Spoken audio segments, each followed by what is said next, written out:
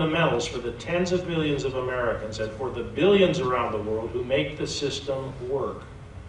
Quality nutrition, adequate housing, medical care, education, decent paying work, small business opportunities, honorable retirement, and to do that in a way that sustains human cultures and the life support system of our planet. This is Mike Mansfield. I interviewed him when he was 96. It was the last interview of his life. I was very fortunate to get it. Quote, "The essential ingredients of a healthy and secure society are good education and health, decent living conditions for all, a safe and clean environment, and the absence of poverty." I think that statement summarizes the challenge of our century, and our nation's success as well as our national security hinges on the outcome. Can I just add one thing? Sure. I don't think that we're arguing about ends. I think we're arguing about means. And so when you articulate those ends, I agree with you 100%. But we're talking about different approaches to getting there, for the most part. And I think the system that took a third-rate backwater set of 13 colonies to be the greatest power, economic, I would say moral, military, everything by any measure in the world in 150 years is a pretty good system. And to deny that system to others by trying to impose what we now think is the best way that things should be done, I think is morally bankrupt, quite frankly. It's not that I disagree with the outcome that we want, but I think if we try to impose these things, again, through a system that picks the winners and losers, that imposes values, we're going to deny them the opportunity that we took advantage of ourselves. And maybe some of the pain that came with it, but that's where we're going to disagree, I think. Can we continue this for a little bit or not? Well, we've got, it's 8:30, we're supposed to be out of here at 8:45. Where are the police? How big are the police? How many, let me know. Yeah, sure. How many people would like to ask a question?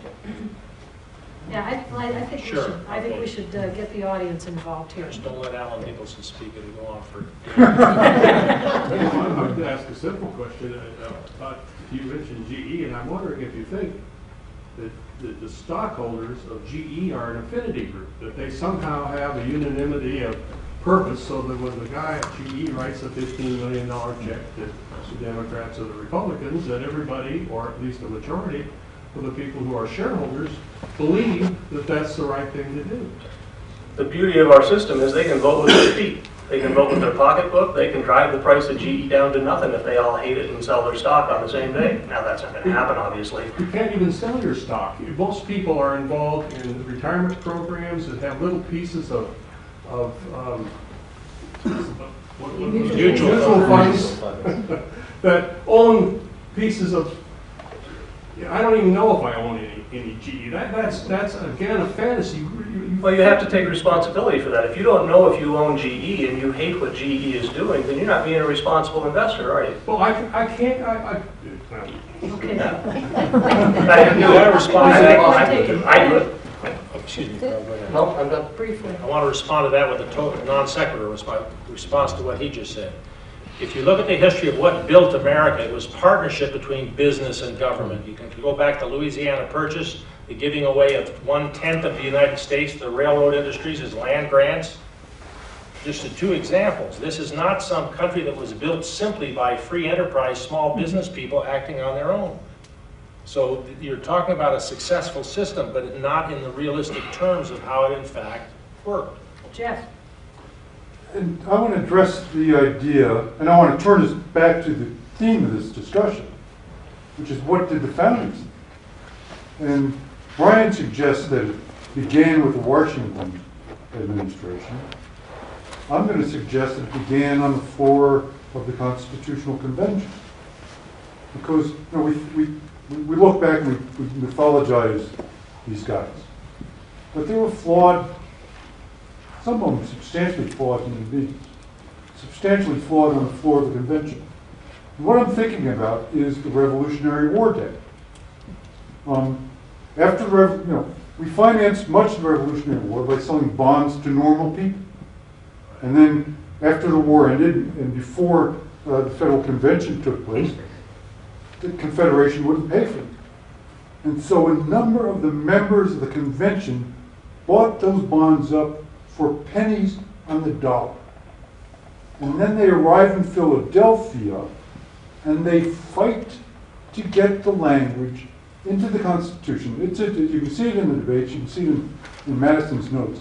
They fight to get the language into the Constitution, which would provide that the new government will pay those bonds dollar for dollar. They made a lot of money, and it's in the text of the Constitution. How do we square that with the idea?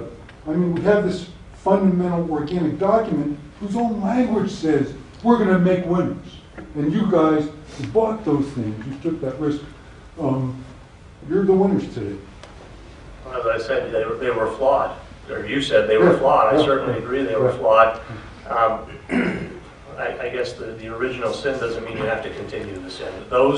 That individual case may be written into the Constitution, but the Constitution is certainly not set up to systematically or to systematize that type of behavior. So if I can follow up, Jeff, we have a... But the other thing we have to deal with is the external relations. And so to say we're not going to get involved in business means we're not going to get involved in terms of competition overseas. And, I don't know how you do one without doing the other. Question in back there. My brother listens to talk radio. I listen to NPR. It's fundraising week if you're interested. And we exchange these email things for about a week, and then we get tired of each of us yelling at each other. But I think the one thing we agree on, and maybe it's because we both grew up in the 50s and 60s, is that the enemy is maybe big. It's not big. It's not government. It's not business. It's big. So what about the notion of going back to the good old days, pardon that term, of the Sherman Antitrust Act, when we just said too big to fail isn't the issue, too big is the issue? Is there some way we can agree on less big government and less huge business, that corporations don't have to be so big to compete against people that are so big in Europe or something? So how do we address big? Is that part of the problem? Can we unwind to that point? Yeah. Mm-hmm. That's a big question. It's a big answer. I'll take a shot at it. I agree. By the way, as a nonprofit guy, it's always fundraising week. Yes, if it's too big to fail, it's too big, in my mind. You shouldn't be bailing out things that are too big to fail. You should. Well, I'm not going to get into the policy discussion of whether they should have failed in this case. That's too specific. But if it's too big to fail, it's too big. And so we can unwind those things. We have gone through antitrust. We have laws on the books that govern that. But again, when you get too comfortable in a relationship at that big level, you're unable to do that. So I would agree with you. Yeah. Right? I think it's a good idea. I'm not expert enough to have an idea whether it's practical. You're dealing in a globalized economy. There was a question that Pat asked, can we have an American economic policy in a global economy? The Chinese are big. They're state capitalists. If you want to read something interesting in The Economist, which is a very interesting magazine on the market side of things, they did a 10-page section on state capitalism, Brazil, Russia, and China, mainly China. You got to read it if you want to know what the competition is, and it's big. Philosophically, I'm in full agreement with you. Scale diminishes human value. And most of my work is a facilitation between polarized people that don't like each other, ranchers, loggers, environmentalists, and government people. You get up to 30 people, that's about the size of it, working in a room over a period of months with regular meetings. And what they find is their self-satisfying certainty of their correctness in everything they believe begins to break down as they listen to other honorable people with different viewpoints. It's a very interesting process and a very powerful process. It contrasts dramatically with what you see in big-time politics. It's a source of hope for me, but I don't know how to get it to scale. But I think it's an important concept. I just don't know how to get there. Mr. Betty. Yes. Interestingly enough, there's a lot that I agree with both speakers, and I think in a lot of ways they agree on certain things. For instance, I think you're both right on when you talk about the fallacy of targeted tax credits and the doling out of special favors based on what one business wants or what's beneficial to one business. I've fought against that targeted tax credit policy my entire political career and believe rather we should just have lower rates and get rid of all the targeted tax credits. But the one thing in particular that I can't seem to agree with is something that Brian, you said about redistribution of wealth. And it's not that I can't agree with the goal, but I can't agree that government can accomplish it. And the reason I can't is because of the consequences when the government starts doing that redistribution. The consequences are the only way government can do that is to punish productivity, punish people that are, making more money, and reward less productivity. And economically speaking, that seems destined to make the whole country less productive. And can I give you just one quote, and then you can respond to it? I believe it was Winston Churchill who said, capitalism may very well be the unequal distribution of wealth, but socialism is the equal distribution of poverty. That the more you try to make everybody equal, the less incentive there is for any individual person to try to work hard and be productive. I think that sounds good, but to say it after 30 years of the data that I just gave you of the 300% increase in the gross domestic product, 88% increase in worker productivity with no gain and loss, it doesn't fit your own definition. People are busting their ass and they're not getting ahead because the system is warped. The distribution system of the market is out of proportion with productivity. That's the first point I'd make.